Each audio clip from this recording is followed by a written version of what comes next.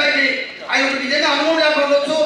దీనిపైన ఆయన చాలా సేపు కూర్చునే పరిస్థితులు లేదు సార్. డిసిసి బ్యాంక్ చైర్మన్ గారు ఆయన సీఓ అయింది సార్. అంత సెక్రటరీ పేరుతో సీఓనే సార్. ఆయన ఆయన మంచోడే, వ్యక్తి మంచోడే.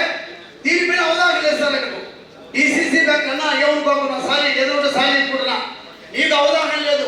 మీ సీఓ చెప్పినట్టు మీరు వింటున్నారన్నా.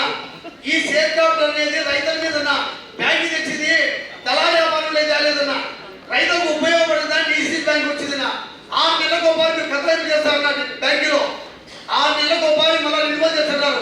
ఇంచుమించు ₹1.50 మీ బ్యాంకు నుంచి మాకు వడ్డీ పడుతున్నదినా. దీనిపైన దృష్టి పెట్టండి. ఒకసారి సీఓ పిలంపండి, ఇంకా కొంచెం కూర్చోండి. దానిపైన డిసిసి చైర్మన్ గారు మీరు కూర్చొని ఒక అవగాహన రాండి. నాకు ఖచ్చితంగా రైతులకు ఉపయోగపడుతుంది. దళాల వ్యాపారం బ్యాంకులో పోటీ రైతులు కష్టంగా ఉన్నారు. దీనిపైన దృష్టి పెట్టండి. ఒక డిసిసి బ్యాంక్ చైర్మన్ కూడా దీనిపైన క్యారెక్టర్ పని కూడా అడుగుతున్నా. ఇప్పుడు షేర్ క్యాపిటల్ అనేది ఇప్పుడు వచ్చింది కాదు, గత ఎన్ని సంవత్సరాల నుంచి డిసిసి బ్యాంక్ డిసిసి వ్యవస్థ ఉందో అప్పటి నుంచి జరుగుతూ ఉంది. ఇప్పుడు వచ్చిన తర్వాత కూడా ఇప్పుడు షేర్ క్యాపిటల్ మీద కూడా ఈ సంవత్సరం నేను వచ్చిన తర్వాత 6% డివిడెండ్ రూపంలో వాపసు కూడా ఇవ్వడం జరుగుతూ ఉంది. ఈ సొసైటీ ఏదంటే 12% చెప్పారు కదా, ఈ 12% అనేది అంటికి రాదు. ఇప్పుడు ఎఫ్టీ లోన్లు కానీ ఇప్పుడు మీకు ఎస్టీ అదర్స్ కానీ వాటిల్లో పడతా ఉంది. కానీ మీకు ఎస్ఏఓ లోన్లు అనే దానికి 6% ఇంట్రెస్ట్ ఉందన్న. 6%లో మనకు నాబార్డు నుంచి 4% ఎనికి వస్తూ ఉంది. అయితే సకాలంలో కట్టడం లేదు. ఈ సొసైటీలో డబ్బులు తీసుకుంటే దాన్ని కట్టడం లేదని ఒక పెద్ద ప్రాపగండ అయిపోయింది. నేను వచ్చిన తర్వాత నుంచి కూడా తప్పకుండా ఎన్పిఏలన్నా నేను తీసుకునే 600 కోట్లు ఉంటే ఈ రోజు 140 కోట్లకు వచ్చింది.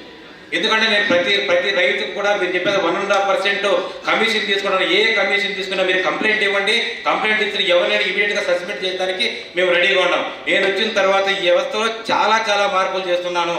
మీరు ఎందుకంటే మీకు లోన్ ఇచ్చిన తర్వాత సమయంలో మనం ఇచ్చిన తర్వాత సకాలంలో కట్టకపోతే అది పెనాల్టీ పడుతుంది. అది మన చేతిలో లేదు, మనం ఏం చేస్తానికి లేదు. ఇప్పుడు ఓటీఎస్ పెట్టాలని కూడా మేము ట్రై చేస్తున్నాము అన్ని బ్యాంకులు. ఎందుకంటే ప్రైవేట్ బ్యాంకులన్నీ కూడా తప్పకుండా ఓటీఎస్ ఉంది. మాకు కూడా ఓటీఎస్ కావాలని స్టేట్ వైడ్ చైర్మన్లు కూడా అందరం ప్రయత్నం చేస్తున్నాం. ఇక్కడ ఎవరు నాకు తెలియకపోదు, నేను కొత్తగా వచ్చినా కూడా నాకు 6 నెలల్లో నేను అంతా తెలుసుకున్నాను. ప్రతి సొసైటీలో ఈ గవర్నమెంట్ కాదు ఆ గవర్నమెంట్, ఏ గవర్నమెంట్లో అయినా కానీ చాలా లాబింగ్ జరిగింది. ఎందుకంటే మీరు ఇంతకుముందు ఇదే టీడీపీ గవర్నమెంట్లో ఉన్నప్పుడు టీడీపీ గవర్నమెంట్లో మన పొలాల మీద డీకేటీ పొలాల మీద లోన్లు ఇవ్వడం జరిగింది. అదే ఇక్కడ ఉండే రెవెన్యూ డిపార్ట్మెంటు ఒకే డీకేటీ పట్టా మీద 45 మందికి మార్చి ఒకే డీకేటీ పట్టా మీద 45 మంది బాగా లబ్ధి పొందారు. అంటే ఇది ఎంఆర్ఓలు ఒకరోజు మాత్రము ఒక ఆన్లైన్లో వాడిని పెడతారు. వాడిని లోన్ అయిపోయిన తర్వాత తిరిగి మళ్ళీ అదే డీకేటీని పట్టాని ఇంకొక బారోవర్కి దాన్ని చేయడం జరుగుతూ ఉంది. ఇవన్నీ కూడా నేను క్షుణ్ణంగా ఆల్రెడీ నేను చూస్తున్నాను, పరిశీలిస్తున్నాను. తప్పకుండా ఇది నేను అక్కడికి తీసుకెళ్ళాను. ఎందుకంటే మా నాబార్డు దృష్టికి, మా ఆప్కా దృష్టికి కూడా తీసుకెళ్ళాను. ఎవరు తిన్నారో ఇది కూడా నేను తప్పకుండా వాళ్ళని ఎలికి తీస్తాను. మీరు చెప్పినట్టు అవకతవకలు ఏమి జరిగినా కూడా ప్రాబ్లమ్ సాల్వ్ చేస్తాను. నేను కూడా ఈ గోల్డ్ లోన్లు పెట్టిస్తాము. ఫర్టిలైజర్స్ ఇక్కడ ఏడీ గారు ఉన్నారు, ఏడీ గారిని కూడా మాట్లాడాను. నేను ఆల్రెడీ ఆర్ఎస్కేలకు ఎంత ఇస్తున్నారో ఇప్పుడు మా ప్యాక్స్ కూడా తప్పకుండా వారితో పాటే మాకు కూడా అన్ని టన్నులు మాకు కావాలి. ప్రతి బ్యాగ్స్కు నేను ఆల్రెడీ ఫర్టిలైజర్ షాపులు పెట్టడం కానీ, గోల్డ్ షాపులు, ఈ గోల్డ్ లోన్లు కానీ అన్నీ కూడా ఏరే బ్యాంకులతో సమానంగా, అంటే ప్రైవేట్ బ్యాంకులతో సమానంగా నేను వాటిని తీర్చిదిద్దేందుకు తయారు చేస్తున్నాను. ప్రతి ఒక్కరు ఎవరు ఫోన్ చేసినా కానీ మా పరిధిలో రూల్స్ ప్రకారం తప్పకుండా వాటికి జరిగేటట్టు నేను చూస్తున్నాను. దాంట్లో ఎలాంటి సందేహం లేదు. ఎవరు ఫోన్ చేసినా ఇప్పుడు పులివెందుల నుంచి ఎంతో మంది చేస్తున్నారు. లోనింగ్ కూడా చాలా పెంచాం. నేను వచ్చిన తర్వాత ఈ సంవత్సరం 450 కోట్లు బిజినెస్ పెరిగింది. అలాగే ఎన్పిఏ తగ్గింది. దానివల్ల మీరు ఏ రాదంటే ఎవరైనా పార్టీలు కానీ కాదు, పార్టీలకు అతీతంగా మా డిసిసి బ్యాంక్ నుంచి నేను తప్పకుండా ప్రయత్నం చేస్తాను. ప్రతి ఒక్కరు ఎవరు వచ్చినా కానీ ప్రాబ్లమ్స్ లోన్ శాంక్షన్ అయిన మా బ్యాంకులోకి వచ్చిన 2-3 రోజులకే నేను ఫైల్ క్లియరెన్స్ చేసి పంపిస్తున్నాను. మీలాంటి ఏమన్నా అవకతవకలు జరిగి ఉంటే నాకు ఇమీడియట్గా ఫోన్ చేయొచ్చు.